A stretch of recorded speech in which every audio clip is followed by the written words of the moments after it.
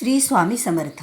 स्वामी सेवा मार्ग या माझ्या चॅनलवर तुम्हा सर्वांचंच खूप खूप मनापासून स्वागत आहे. स्वामी भक्तांनो, पुन्हा एकदा मी तुमच्यासमोर हा नवीन लक्ष्मी प्राप्तीचा उपाय घेऊन आलेली आहे आणि हा उपाय आपल्याला गुरुवारी करायचा आहे.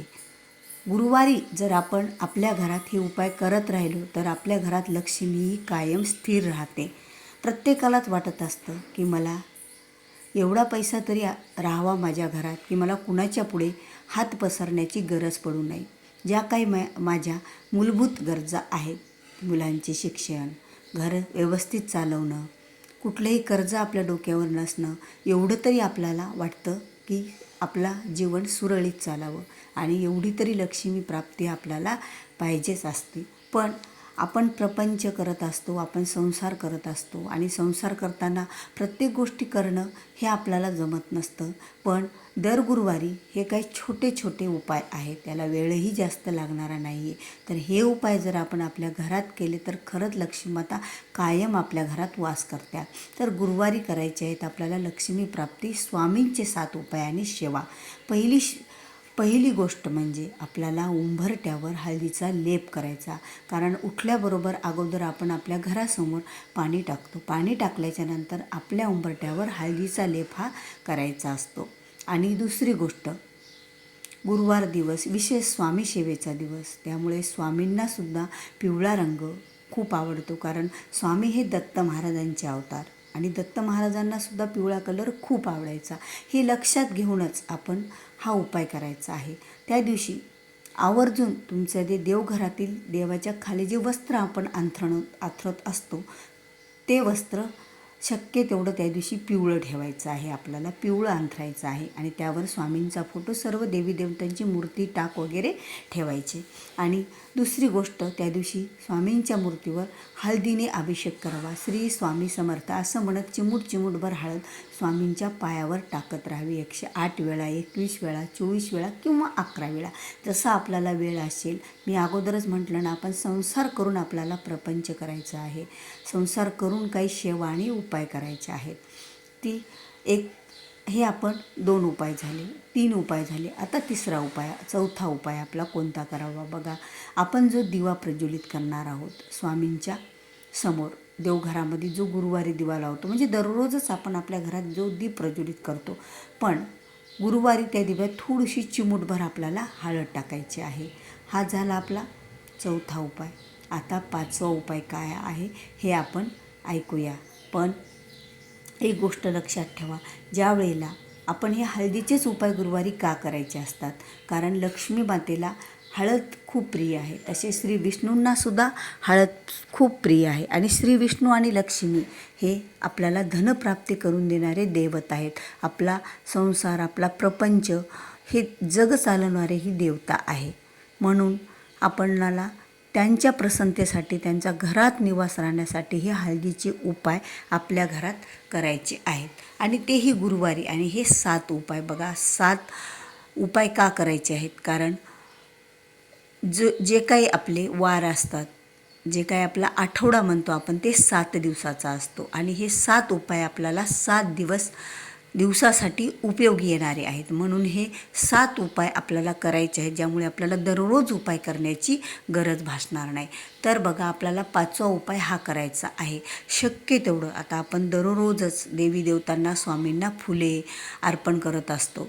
तर जे फूल आपण स्वामींना अर्पण करतो, देवांना अर्पण करतो, शक्य तेवढं आपल्याला त्या दिवशी, म्हणजे आवर्जूनच तुम्ही त्या दिवशी पिवळं फुल अर्पण करायचं.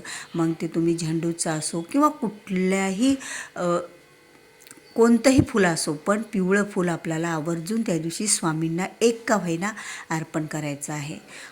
आणि अर्पण करताना प्रत्येक गोष्ट श्री स्वामी समर्थ असं म्हणत आपल्याला अर्पण करायचं आहे. आता हा झाला आपला 5वा उपाय. आता 6वा उपाय कोणता आहे ते बघा. तिजोरीमध्ये आपल्याला चिमूटभर हळद ठेवायची. आता कशी ठेवायची चिमूटभर हळद बघा. दर गुरुवारी चिमूटभर हळद कशी ठेवायची, तुम्ही एक डब्बी घ्या, मग प्लॅस्टिकची असो किंवा कुठलीही एक डब्बी असो, त्या डब्बीत तुम्ही आता गुरुवारी सुरुवात केली, ही चिमूटभर हळद आज गुरुवारी टाकली, परत दुसऱ्या गुरुवारी तुम्ही परत ती चिमूटभर हळद त्यामध्ये टाका. असं प्रत्येक गुरुवारी त्या डब्बेमध्ये तुम्ही चिमूटभर हळद ठेवत राहा. जशी जशी ती हळदीची वाढ होईल तशी तशी आपल्या तिजोरीमध्ये पैशाची कमी पडणार नाही. आपल्याला गरजेपुरता पैसा, आपल्या ज्या इच्छा आकांक्षा असतात की मला जीवनामध्ये खूप काही करायचं आहे, प्रत्येकालाच वेगवेगळ्या स्वप्न असतात की मला हे हवं आहे, मला ते हवं आहे. आणि खरंच स्वप्न बघणं हे काही चुकीचं नाही. आपण जर स्वप्न बघितले तर तेच तेव्हाच पूर्ण होतील ना. आणि तिजोरी एक अशी आहे की तिजोरीमध्ये आपण जर काही उपाय केले तर खरंच आपला पैशाने पैसा हा वाढत जात असतो.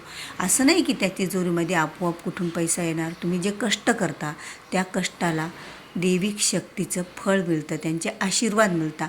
कारण आपण म्हणतो ना, कष्टालासुद्धा नशिबाची साथ असेल ना तर आपण कुठं पोहोचत असतो. आणि नशीब कधी बदलतं? देवी देवतांच्या आशीर्वादाने. म्हणून हा उपाय आपल्याला तिजोरीतला करायचा आहे. आता हे झाला आपला 6वा उपाय. आता लगेच आपण 7वा उपाय जाणून घेऊया. बघा 7वा उपाय काय करायचा आहे. गुरुवार म्हटलं तर विशेष आपण स्वामींसाठी नैवेद्य हा बनवतच असतो आपल्या घरात. जर आपण स्वामी सेवेकरी असाल, जरी आपण स्वामी सेवेकरी नसाल तरीही आपण आपल्या घरामध्ये नैवेद्य तर बनवतच असतो देवासाठी. कारण गुरुवार हा विशेष दिवस समजला जातो. कोणी स्वामी भक्त असतील तर कोणी दत्त महाराजांचे भक्त असतील, पण दत्त महाराज स्वामी हे तर एकच आहेत. त्यामुळे आपण ज्या वेळेला स्वामींसाठी नैवेद्य बनवत असतो त्यावेळेला, किंवा दत्त महाराजांसाठी किंवा तुमच्या घरातल्या देवी देवतांसाठी आपण जे नैवेद्य बनवतो तो नैवेद्यात आवर्जून एखादा पिवळा पदार्थ आपल्याला करायचा आहे. मग पिवळी खिचडी करा, पिवळा शिरा करा, किंवा पिवळा एखादा पेढा आणा, किंवा कुठलाही तुम्हाला जे शक्य वाटेल, तुम्हाला जे सुचल तसं पिवळ्या पदार्थाचा नैवेद्य त्या दिवशी आवर्जून करायचा आहे. त्यानं काय होतं बघा, आपण ज्या वेळेला ह्या सर्व काही 7 उपाय करत आहोत पिवळ्या पदार्थाचे, म्हणजे स्वामींना जेवणात सुद्धा पिवळा पदार्थ, फूलसुद्धा आपण पिवळ्या रंगाचं केलं, दिव्यात पण पिवळी हळद अर्पण केली, त्यांना वस्त्र म्हणजे जे आपण वस्त्र खाली अंथरलं ते पण पिवळं आपण अंथरलं. आणि शक्य असल्यास तुम्ही स्वामींना जर मूर्ती असेल किंवा तुमच्याकडे फोटो असेल आणि त्याला जर वस्त्र असतील ना तर त्या दिवशी आवर्जून तुम्ही स्वामींच्या फोटोला किंवा त्या मूर्तीला तुम्ही पिवळे वस्त्र घाला. कारण आपल्याकडे बरेच वस्त्र असतात, आपण आज बदलतो उद्या बदलतो देवी देवतांचे. तर शक्य असेल त्या दिवशी आपण पिवळे वस्त्र स्वामींना, देवघरातील देवांना घालायचे आहेत. अशा प्रकारे आपल्याला हे उपाय 7 उपाय त्या दिवशी आवर्जून गुरुवारी करायचे आहेत. आता आजचा गुरुवार सुटला तर काही हरकत नाही, तुम्ही पुढचा गुरुवार करा, त्याच्या पुढचा करा. शक्य असेल त्या गुरुवार, चांगला गुरुवार पाहून त्या गुरुवारपासून तुम्ही सुरुवात करा. आता असं म्हणसाल की आज गुरुवारी झालं, पुढच्या गुरुवारी मला गावाला जायचं किंवा मला काही अडचण आली तर मी करू शकत नाही, काही हरकत नाही. जेवढे गुरुवार तुम्हाला शक्य होत असतील तेवढे गुरुवार करा. मध्ये एखादा गुरुवार 2 गुरुवार जर ह्या सेवा उपाय सुटल्या तर कुठलंही काही हरकत नाही. कारण स्वामी महाराज भक्ती आणि श्रद्धा पाहतात, देवी देवता भक्ती आणि श्रद्धा पाहतात. आणि असं नाही की मग तुम्ही हा गुरुवार केला नाही म्हणून ते आपल्यावर नाराज होतील, असं काहीही नाही. कारण आपण आपला प्रपंच करीत, आपण आपला संसार करीत, संसारात कर्म करीत आपल्याला हे काही उपाय करायचे आहेत. तर स्वामी भक्तांनो, तुम्ही जर चॅनलवर नवीन असाल तर चॅनलला खरंच सबस्क्राईब करा. असेच नवीन नवीन व्हिडिओ, उपाय, काही तोडगे, सेवा तुम्हाला माझ्या चॅनलवर पाहायला मिळतील. तुम्ही चॅनलला एकदा नक्की भेट द्या. चॅनलवर अनेक असे व्हिडिओ आहेत की ते तुमच्यासाठी उपयोगी आहेत, तुमची जीवनशैली ही पुढे नेणारे आहेत, तुमच्यामध्ये तुमच्या नशिबात बदल घडून आणणारे आहेत. स्वामींच्या सेवा कशा कराव्या, स्वामींची कोणती सेवा जी की तुम्हाला थोड्या वेळात करायची असेल, 1 मिनिटात 5 मिनिटात, ह्या सर्व सेवा माझ्या चॅनलवर आहेत. तुम्ही एकदा नक्कीच चॅनलला भेट द्या. आणि व्हिडिओमधील जर खरंच काही तुम्हाला आवडलं असेल तर व्हिडिओला लाईक करत जा